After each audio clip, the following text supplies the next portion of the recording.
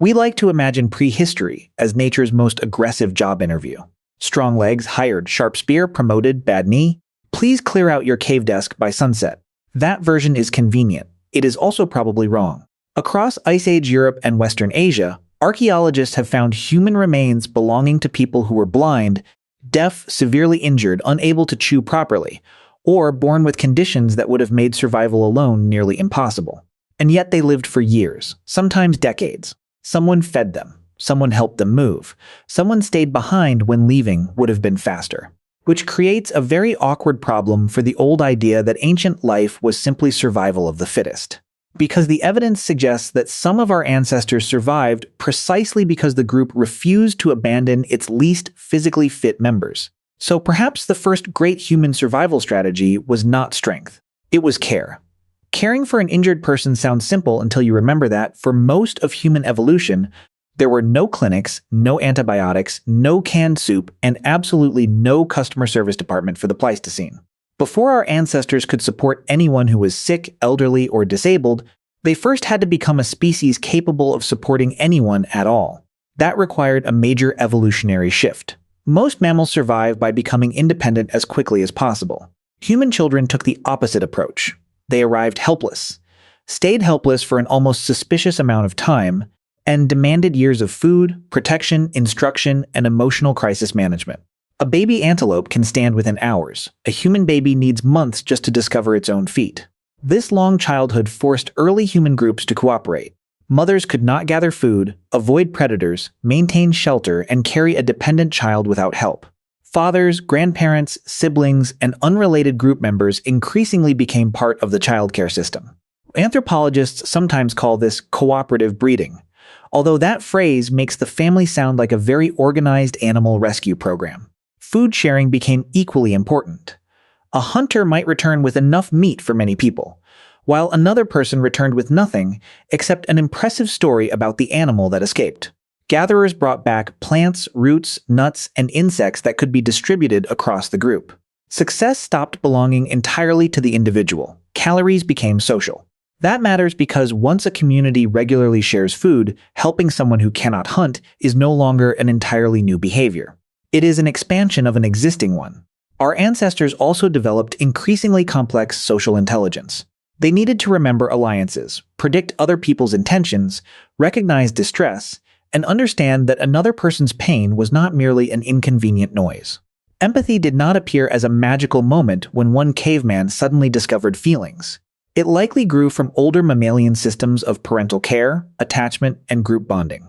But humans pushed those systems further. Cooperative hunting rewarded trust. Childcare rewarded patience. Food sharing rewarded memory and reciprocity. Living in dangerous environments rewarded groups whose members believed that support would still exist after an accident. That belief changed behavior. A hunter may take greater risks when he knows a broken leg will not mean immediate abandonment. A skilled toolmaker can recover from injury instead of becoming disposable. An older person can continue teaching long after losing the strength to chase prey. Care was not the opposite of survival. It was survival, distributed across multiple bodies. And once humans built that social foundation, a healed bone could begin to reveal something extraordinary. Archaeologists rarely uncover compassion in a dramatic pose. There is no fossilized caregiver kneeling beside a patient, no prehistoric thank you card, and no cave wall labeled, "This is where Greg brought me soup." Instead, they find damage, a skull cracked by trauma, a jaw missing most of its teeth, a limb that healed badly, a joint worn down so severely that every step must have hurt. These injuries are not just evidence of suffering. In the right circumstances, they are evidence of survival after suffering. Bone is unusually useful because living bone reacts. When it fractures, the body begins rebuilding the damaged area. New tissue forms, the break stabilizes, and over time the injury may partially or completely heal. That process takes weeks, months, or sometimes years. So when archaeologists identify extensive healing, they know the individual did not die immediately after being injured. The real question is whether that person could have survived the recovery alone. A broken rib may be painful without making someone completely dependent. A shattered leg is different. So is severe blindness, advanced arthritis, paralysis, or the loss of an arm in an environment where food must be gathered, carried, processed, and defended. Researchers therefore examine not only the diagnosis, but also what the condition would have meant in that particular landscape. Could the individual walk? Could they chew? Could they collect water, escape predators, or regulate body temperature without assistance? This is the logic behind what researchers call the bioarchaeology of care. The method begins with the physical evidence, estimates the person's functional limitations, and then asks what kind of support would have been required for that person to remain alive. That support might have included sharing food, softening tough meat, cleaning wounds, carrying water, protecting someone during travel, or slowing the group's movement. None of this proves that ancient caregivers felt compassion in exactly the way we describe it today. Bones preserve biological consequences, not private emotions. A group might have helped someone because of affection, obligation, social status, valuable knowledge, family ties, or a combination of all five. Prehistoric motives did not come with subtitles. But severe disability followed by long-term survival creates a powerful inference. When an individual could not meet basic needs independently, yet continued living long enough for injuries to heal or disease to progress, somebody else was probably doing part of the work. That is why a damaged skeleton can become social evidence. The fracture tells us what happened to one body. The healing tells us what other bodies did next. The most famous patient in this prehistoric medical archive is Shanidar I, a Neanderthal discovered in Shanidar Cave in northern Iraq. His skeleton reads less like a biography and more like someone repeatedly selected hard mode. A major injury damaged the left side of his skull and probably impaired his vision. His right arm was severely wasted, fractured, and missing below the elbow. He also had leg and foot injuries that would have produced a pronounced limp, along with serious hearing loss. Yet the damage showed healing, and he survived into roughly his late 30s or 40s, an advanced age for the population around him. He was not necessarily helpless every hour of every day. He may still have gathered plants, processed materials, made tools, watched children, or shared knowledge. But surviving with that combination of impairments almost certainly became easier because other people adjusted around him. Then there is CN 46700, an inner ear fragment from a Neanderthal child at Covenegra in Spain, informally nicknamed Tina. Researchers reported abnormality consistent with Down syndrome and argued that the child may have experienced profound hearing loss, vertigo, and serious balance problems. The child survived beyond 6 years of age. That does not allow us to reconstruct every meal or every comforting hand. It does, however, raise a difficult practical question. In a mobile foraging community, how could one parent continuously protect a child with major developmental and sensory challenges while also collecting food, traveling, and surviving? The researchers' answer was shared care. France offers another complicated case. Chapelle-aux-Saints I, once called the Old Man, suffered from degenerative joint disease and extensive tooth loss. Earlier interpretations claimed that others must have prepared every meal for him. Later reassessments showed that he retained more chewing ability than the legend suggested. So, not prehistoric pudding service. Still, his age and accumulated disease indicate that Neanderthal life did not automatically end when the body stopped operating at factory settings. Much later, around 11,000 years ago in southern Italy, Romedo II reached late adolescence despite a rare form of dwarfism that shortened the limbs and likely limited mobility and participation in some subsistence tasks. Whether this proves intensive daily caregiving remains debated, but his survival and inclusion within the community show that physical difference did not necessarily lead to rejection. Each case has uncertainties. Together, however, they form a pattern: injured adults, disabled children, elderly individuals, and physically different people continued living inside human groups. The archaeological record does not preserve kindness directly. It preserves the people kindness may have kept alive. Here is where the comforting story becomes scientifically inconvenient. A healed injury can demonstrate survival. It cannot tell us why anyone helped. Perhaps Shanidar I was cared for because his group loved him. Perhaps he was a respected relative. Perhaps he knew where water remained during droughts, remembered dangerous migration routes, or could transform a lump of stone into something sharper than the average workplace disagreement. Compassion and usefulness are not mutually exclusive. Modern people often demand a clean choice. Either prehistoric care was emotionally generous or coldly practical. Real human behavior rarely cooperates with categories that tidy. Evolutionary biologists have several possible explanations. Kin selection suggests that helping relatives can preserve shared genes. Reciprocal cooperation proposes that individuals help because support may later be returned. Reputation also matters. Someone known for sharing food or protecting an injured companion may become a more trusted partner. But these explanations become harder to apply when care is expensive, prolonged, and unlikely to be repaid. A severely disabled child cannot promise future hunting success. An older adult with permanent mobility problems may never physically pay back years of assistance. Such cases do not eliminate practical motives, but they weaken the idea that prehistoric caregiving was simply an ancient insurance policy with very aggressive cancellation terms. Another debate concerns how dependent these individuals actually were. Researchers must reconstruct movement and daily function from incomplete skeletons. A missing hand does not automatically mean complete helplessness. Arthritis does not affect every person identically.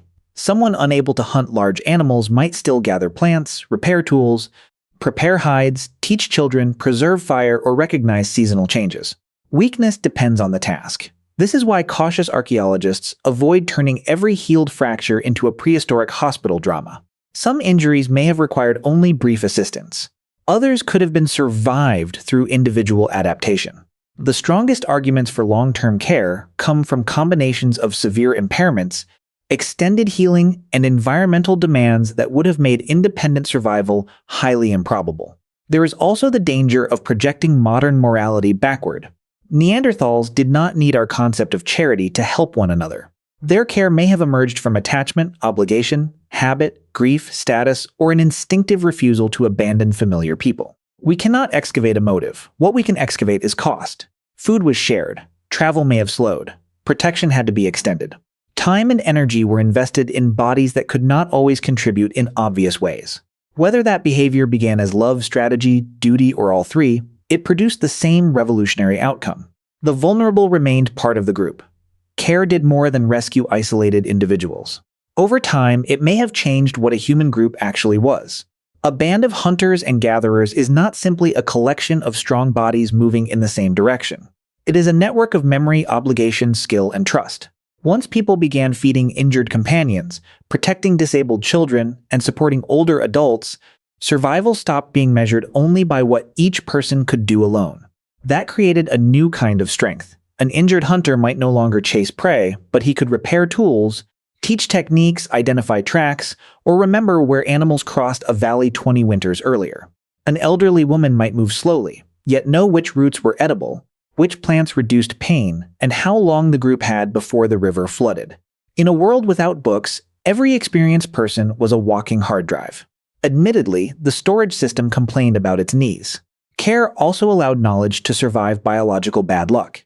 If every serious injury removed a skilled individual from the group, valuable information disappeared with them. Supporting recovery protected not just a person but the techniques, stories, and relationships stored inside that person. The same system strengthened cooperation. When group members expected help after illness or injury, they could take calculated risks together. Large game hunting, long-distance travel, childbirth, and defense became less terrifying when failure did not automatically mean abandonment. Trust made dangerous cooperation possible, and dangerous cooperation made humans formidable. As communities grew more stable, caregiving could become organized. Food had to be divided. Travel routes had to account for slower members. Someone had to watch children, prepare softer meals, maintain warmth, or remain with a person who could not move easily. These were not hospitals or formal welfare programs. Nobody at Shanidar Cave was completing an injury reimbursement form. But they were systems. Eventually, care became entangled with ritual.